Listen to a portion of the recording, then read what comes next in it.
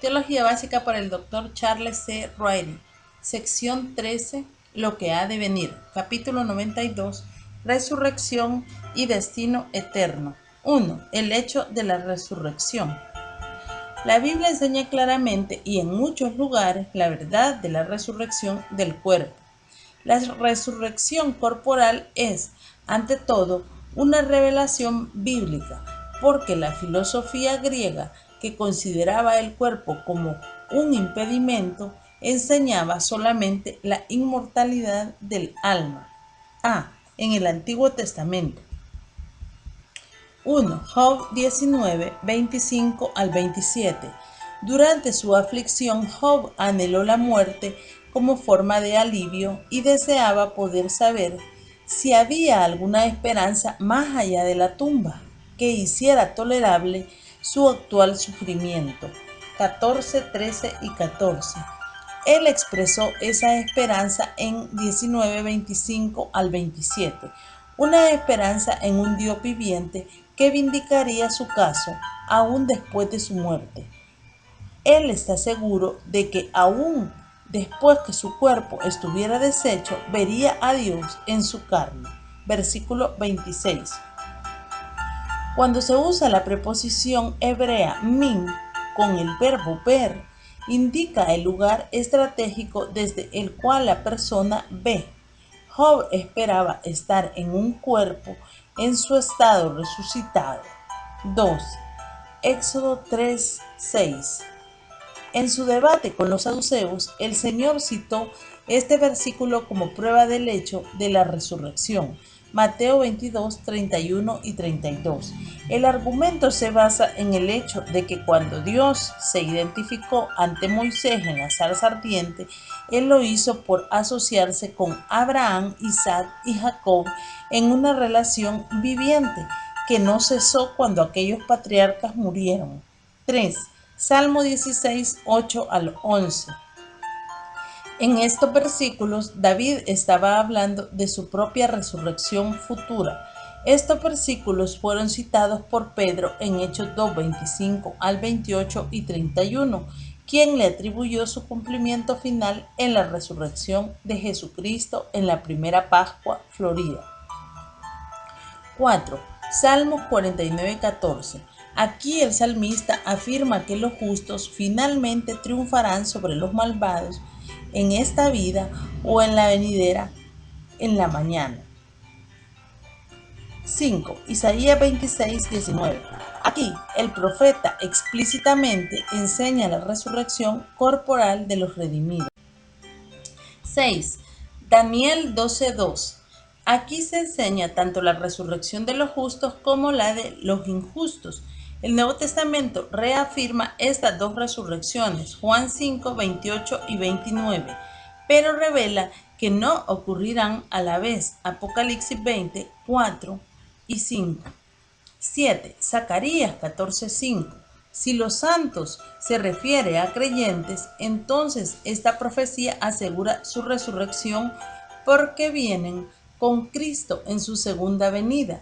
Algunos, sin embargo, creen que se refiere a los ángeles, aunque posiblemente tanto a los creyentes resucitados como a los ángeles. B. En el Nuevo Testamento. 1. Mateo 16, 21. 17, 23, 20, 19. Cristo predijo su propia resurrección al tercer día después de su muerte. 2. Mateo 22, 31 y 32. Juan 2, 19 al 22, 5, 28 y 29, 11, 25 y 26. Cristo enseñó la verdad de la resurrección. 3. Primera de Corintios 15, 20 al 24 y 35 al 50. Segunda de Corintios 5, 1 al 4, Filipenses 3, 21, Primera de Tesalonicenses 4, 13 al 18. Pablo no solo enseñó la resurrección corporal, sino que dio detalles adicionales tocante al cuerpo de la resurrección. 2. El orden de las resurrecciones. Como se ha notado ya, todas las resurrecciones corporales caen en dos categorías. la resurrección de vida o la primera resurrección y la resurrección de condenación o la segunda resurrección. Lucas 14, 13 y 14, Juan 5, 28 y 29. Estas resurrecciones no ocurrirán al mismo tiempo, así que el tiempo no es la característica que hace la distinción, sino la vida o la muerte eterna. La resurrección de Cristo. La primera en el orden de las resurrecciones fue la resurrección de Cristo. Aunque otros habían sido resucitados de los muertos antes que Cristo, Él fue el primero en salir de la tumba con un cuerpo que ya no estaba sujeto a la muerte. Romanos 6, 9, Apocalipsis 1, 18. Por esto Pablo le llama el primogénito de los muertos, Colosenses 1, 18. Su resurrección es la primera de muchas por venir, 1 Corintios 15, 23. B. La resurrección de los que son de Cristo en su venida. Esta resurrección incluirá a varios grupos. Los santos muertos de esta era de la iglesia, 1 de Tesalonicenses 4:16, los santos muertos de los tiempos del Antiguo Testamento, Daniel 12:2, y los mártires del período de la tribulación, Apocalipsis 20:4. Estas resurrecciones de los santos de todas las edades constituyen la primera resurrección, Apocalipsis 26, la resurrección de vida, Juan 5:29, o la resurrección de los justos, Lucas 14:4. C. La resurrección al final de los muertos no salvos. El último grupo en ser resucitado será el de los muertos no redimidos de todos los tiempos, y estos serán resucitados al final del reinado milenial a fin de que comparezcan ante el gran trono blanco en un juicio que los sentenciará a todos ellos al lago de fuego. Apocalipsis 20, 11 al 14. 3. Entre la muerte y la resurrección. Hablando estrictamente, la muerte es la separación de lo material de lo inmaterial. Santiago 2:26. En el caso de toda muerte, usualmente se dispone del cuerpo colocándolo en una tumba, pero la parte inmaterial de una persona continúa existiendo por toda la eternidad. La pregunta ante nosotros ahora es: ¿cuál es el estado de lo inmaterial entre la muerte física y la resurrección corporal? Para la persona no redimida en los tiempos del Antiguo Testamento, cuando tal persona moría, su alma, espíritu o naturaleza inmaterial iba al Seol para esperar la resurrección del cuerpo al final del milenio. Pero del cuerpo también se dice que estaba en el Seol, porque más o menos la mitad de las veces que se usa esta palabra en el Antiguo Testamento se refiere a la tumba. Ver Números 16, 30 y 33. Otras veces se refiere al lugar de los espíritus de los difuntos, tanto de los justos, Génesis 35, 3 al 7, como de los injustos, Proverbios 9, 18.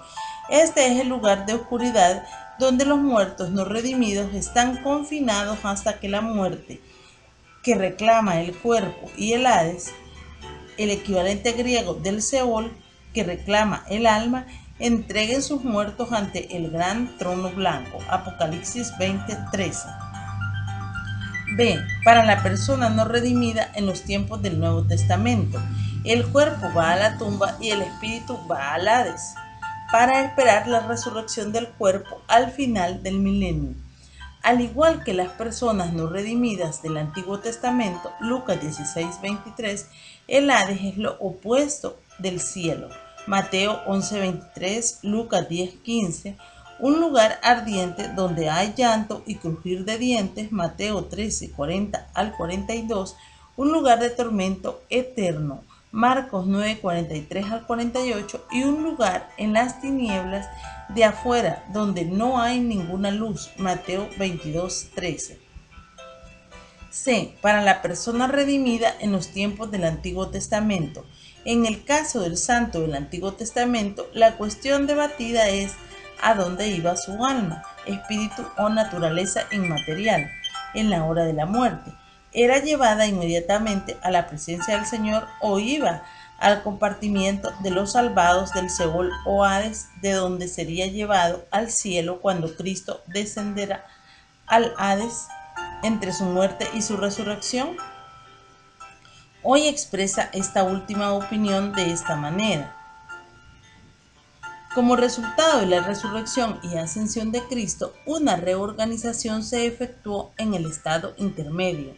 Hubo un traslado de todos los justos de la parte superior del Seol o Hades y sus puertas fueron clausuradas para impedir la entrada de cualquier alma salva de allí en adelante. Desde entonces el paraíso está arriba donde Cristo está y los espíritus de todos los salvos van a estar con Cristo al momento de la muerte física. Herman A. Hoyt, The End Times, Chicago Modi, 1969, página 45. Varios pasajes se citan a favor de este punto de vista. En Efesios 4:9, Pablo escribió que Cristo descendió a las partes más bajas de la tierra. Algunos entienden que nuestro Señor descendió al Hades entre su muerte y su resurrección para llevarse al cielo a los que estaban en el compartimiento de los salvados del Hades. Sin embargo, la expresión de la tierra puede ser una frase aposicional con la connotación de que Cristo descendió en su encarnación a las partes bajas del universo, a saber, la tierra. También se cita el relato del rico y Lázaro, que supuestamente enseña que ambos hombres fueron al Hades, el rico al castigo en un compartimiento del Hades y Lázaro a la bienaventuranza en el otro compartimiento llamado el seno de Abraham en la narración. Claramente el relato enseña algunos hechos importantes tocantes a la muerte y el infierno. A. Hay existencia consciente después de la muerte. B. El infierno es un lugar de tormento. C. No hay una segunda oportunidad después de la muerte. Y D. Los muertos no pueden comunicarse con los vivientes. Pero, ¿enseña que hay dos compartimientos en el Hades? No, ciertamente, porque no se dice que el seno de Abraham estuviera en el Hades, sino a lo lejos del mismo. El seno de Abraham es una frase figurativa para denotar el paraíso o la presencia de Dios. Era el paraíso prometido por el Señor al ladrón arrepentido. Lucas 23:43. No un compartimiento bienaventurado del Hades. Primera de Pedro 3:18 también se liga al supuesto descenso de Cristo al Seol o Hades, mientras estaba allí entre su muerte y resurrección. Él anunció su victoria sobre el pecado y trasladó a los que estaban en el compartimiento del paraíso al cielo. Es mucho más probable, sin embargo, que el versículo signifique que el Cristo preencarnado predicará mediante Noé a aquellos que, por haber rechazado esa predicación, ahora son espíritus encarcelados. Según Harry Buys, la teoría de los dos compartimientos fue desarrollada en el período intertestamental. El desarrollo principal de la doctrina del castigo eterno en este período viene del hecho de que el Seol está ahora dividido en dos compartimientos, uno para los buenos llamados el paraíso y el otro para los malos llamado la Gehenna. The Doctrine of Eternal Punishment, Filadelfia, Presbiteriana en Reformed, 1957, página 18. Las siguientes páginas dan pruebas de la literatura apocalíptica de aquel periodo. Yo creo que el santo del Antiguo Testamento al morir iba inmediatamente a la presencia del Señor.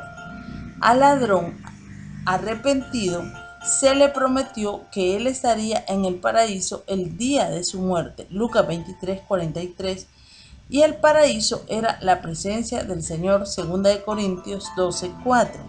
En la transfiguración de Cristo, Moisés y Elías aparecieron en su presencia y hablaron con él. Hemos de entender que esa conversación entre Cristo, Moisés y Elías tuvo lugar en el compartimiento superior del Hades, donde Moisés y Elías habían estado. hasta después de la muerte de Cristo. Entenderemos entonces que la transfiguración de Cristo se efectuó en el paraíso del Hades. Hemos de entender que Elías fue llevado en su traslado al Seol o Hades y no al cielo. Creo que no. Más bien, el santo del Antiguo Testamento fue inmediatamente al cielo para esperar la resurrección de su cuerpo a la segunda venida de Cristo. 4. Universalismo. Declarado simplemente, el universalismo afirma que tarde o temprano todos seremos salvados. La forma más antigua de universalismo, que se originó en el segundo siglo, enseñaba que la salvación llegaría después de un periodo de castigo temporal. El nuevo universalismo de nuestros días declara que todos los hombres están salvos ahora, aunque todos no estén conscientes de ellos.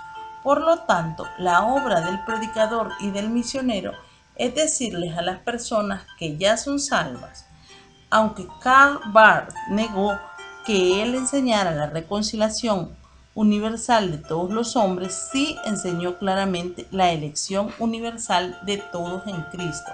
Otros claramente afirman, por ejemplo, que el amor radical de Dios persigue a los hombres hasta que todos estén salvos.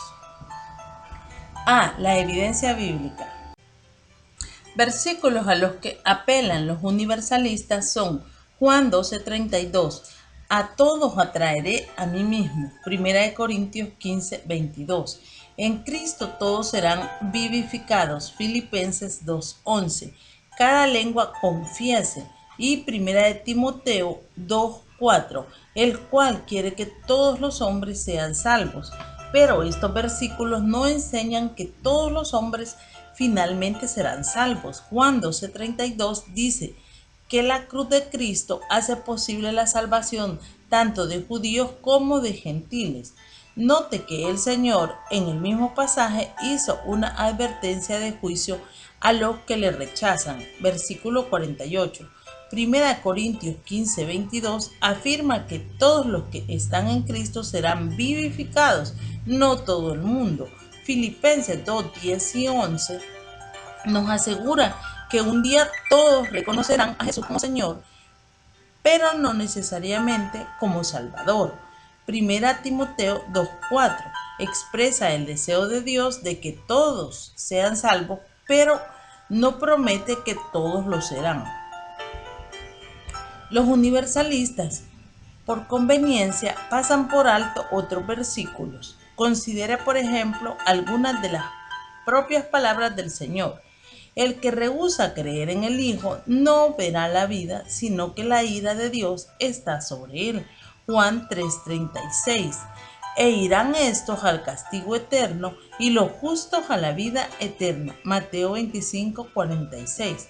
Por el hecho de que se usa la misma palabra, es imposible alegar que el castigo eterno no sea tan interminable como la vida eterna. Otros pasajes del Nuevo Testamento que enseñan la condenación eterna incluyen 2 de Tesalonicenses 1:8 y 9. Sufrirán pena de eterna perdición, excluidos de la presencia del Señor. 1 de Corintios 1:18, 4:3 y Hebreos 2:3.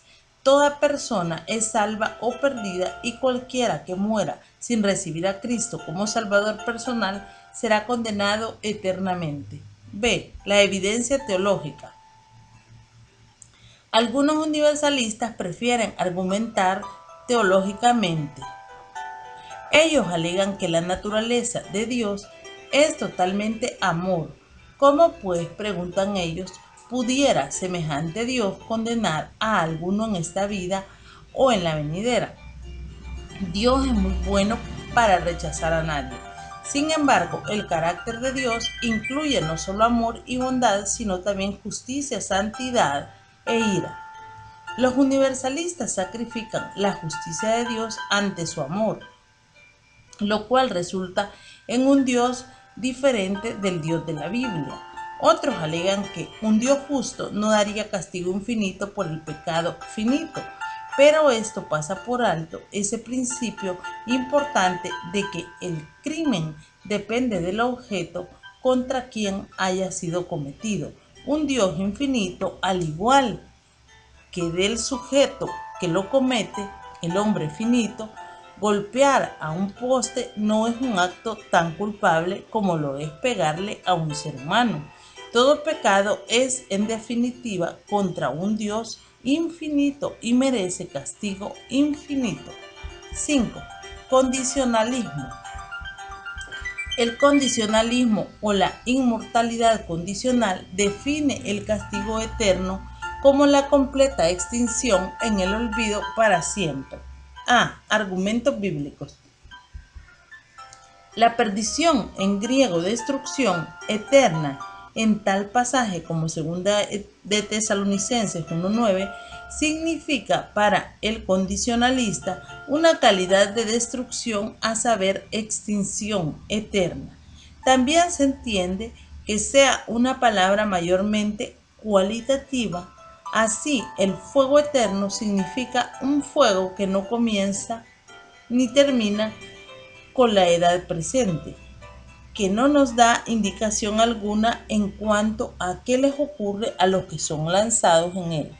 Concerniente al paralelismo entre el castigo eterno y la vida eterna, en Mateo 25, 41 y 46, un condicionalista dice que tenemos que cuidar de que, insistiendo en la paralela entre vida eterna y castigo eterno, no incurramos en un espíritu vindicativo o gozo impío por el destino de los injustos. Edward William Fuchs, The Fire That Consumes. Houston Providencial Press, 1983, página 195. No se ofrece exégesis adicional de este pasaje. El mismo autor afirma que no hay ninguna base exegética clara en Lucas 16 para conclusión alguna concerniente al fin del impío, página 208. Este ejemplo demuestra la clase de exégesis superficial a la cual los condicionalistas tienen que recurrir para justificar sus criterios. B. Argumentos teológicos. Los tradicionalistas usualmente entienden la muerte como separación. Los condicionalistas la definen como ausencia de vida, es decir, extinción en algún momento. Por supuesto, esa definición no funcionaría en cuanto a los muertos en Cristo, o la muerte física, o la muerte a sí mismo. Los condicionalistas insisten en que solo Dios posee inmortalidad, 1 de Timoteo 6:16, y que por lo tanto los seres humanos no la tienen. Sin embargo, varios otros atributos que son predicados solamente de Dios tienen alguna correspondencia en el hombre. Sabiduría, Romanos 16:27. La pregunta para la cual el condicionalista no tiene respuesta es esta: si los malos han de sufrir un periodo indefinido de castigo antes de ser aniquilados, ¿no pudiéramos esperar que un evento de tal trascendencia como sería esa aniquilación se afirmara en algún lugar en los muchos pasajes escatológicos de la Biblia? ¿Será posible que los creyentes estén sin lágrimas en el cielo, sabiendo que algunos que conocieron en la tierra estarán en el infierno? Parece que será así, y solo porque la propia perspectiva del creyente cambiará, de modo que podrá comprender las graves consecuencias del pecado. Isaías 66:24. Por supuesto, nadie se deleita en el castigo eterno de los impíos. Esa doctrina debiera servir para compelernos aún más a tratar de persuadir a las personas a que acudan a Cristo a fin de que reciban la vida eterna.